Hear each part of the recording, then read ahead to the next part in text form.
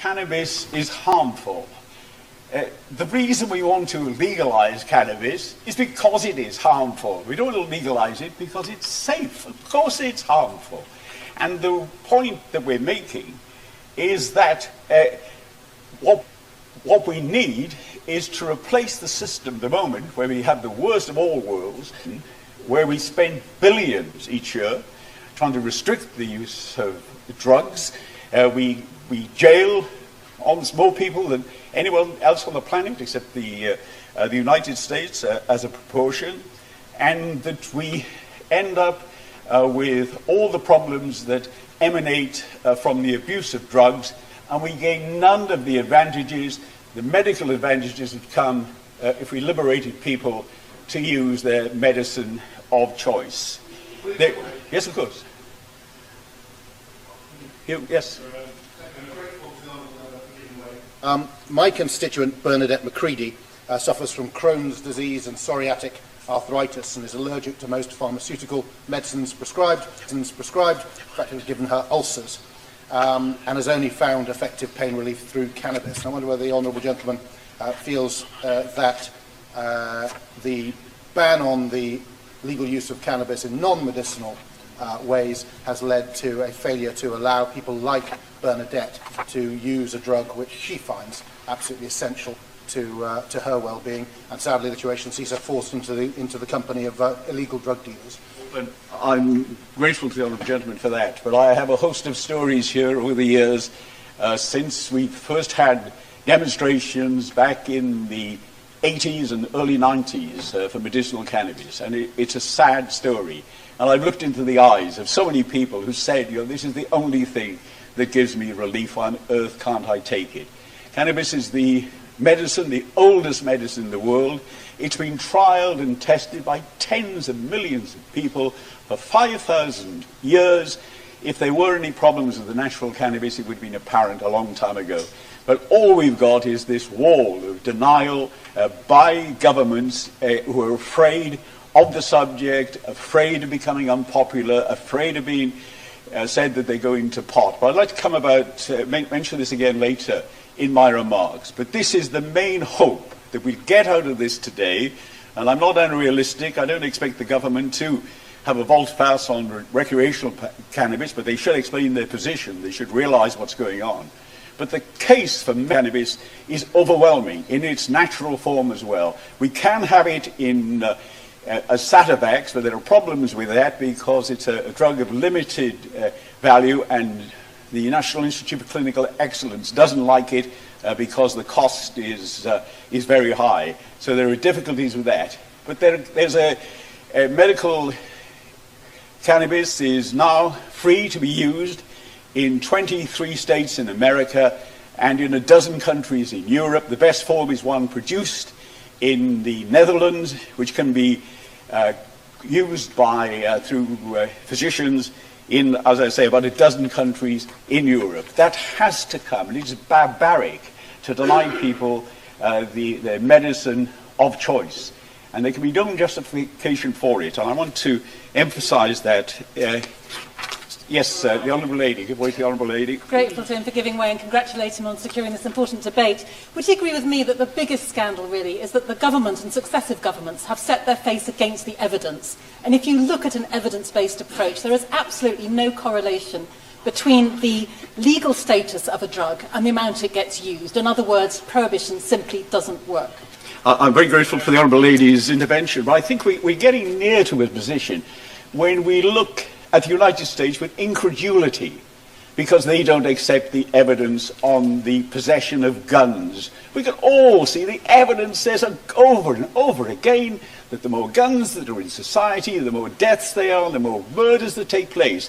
They won't accept it. And we're in a similar mind denial set that in many places in the world now they've recognized that prohibition has been a continuing disaster, a disaster more serious than the prohibition of alcohol in the United States. But it's not. They refuse to recognize it. And these debates go on. I give way to my honourable friend. I'm going to somewhere else. I'd like to congratulate him on securing this debate. Except that the analogy he makes with gun control in America proves exactly the opposite point.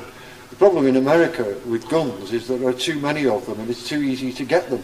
So I'm not quite sure it supports his argument in the way he used it.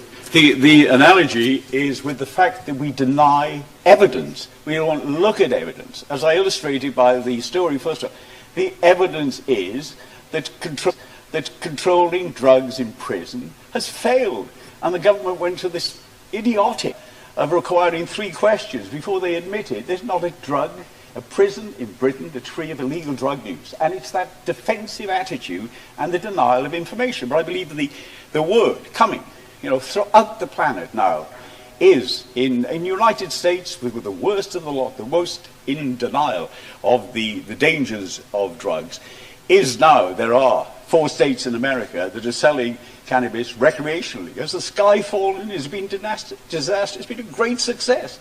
We've seen from Portugal, again, in 2000, politicians of great courage introduced the Portuguese depenalisation scheme. And it was unpopular. It was unpopular with other politicians. It was unpopular with the press. It was unpopular with the public. But they went ahead, and it's turned out to be a brilliant success in every way. They cut down the number of deaths within 5 years. They've invested more money in health systems, in support systems, and in every way it's been successful.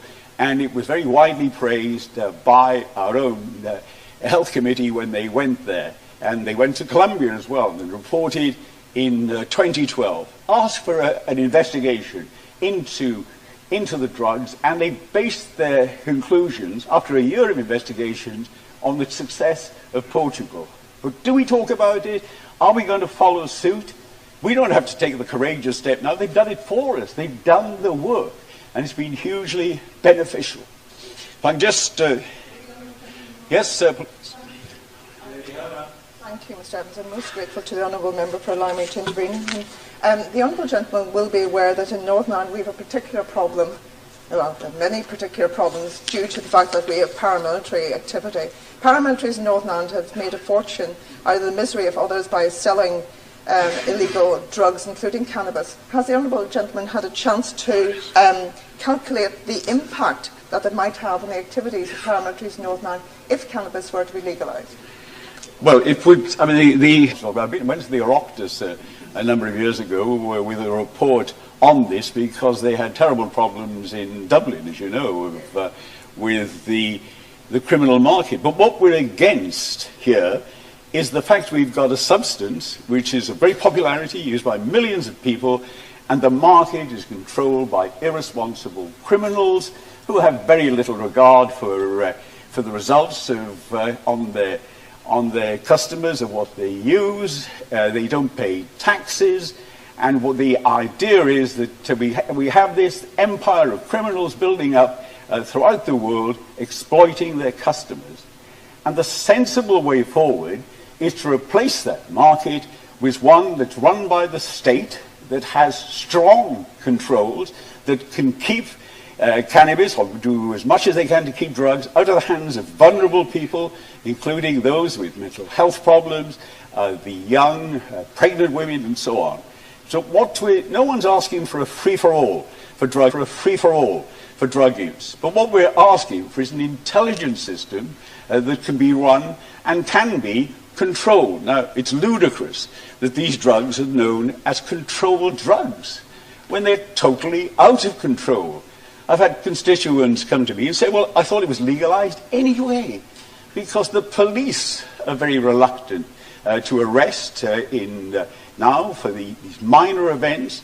And in other cases, it's many years since we've had a case of someone using cannabis medicinally where it's been taken to court because the juries were refusing to convict, and it was a waste of everyone's time. But that is still the law supported by those who are against legalization here. But if we can take that, the control of the drugs trade out of the hands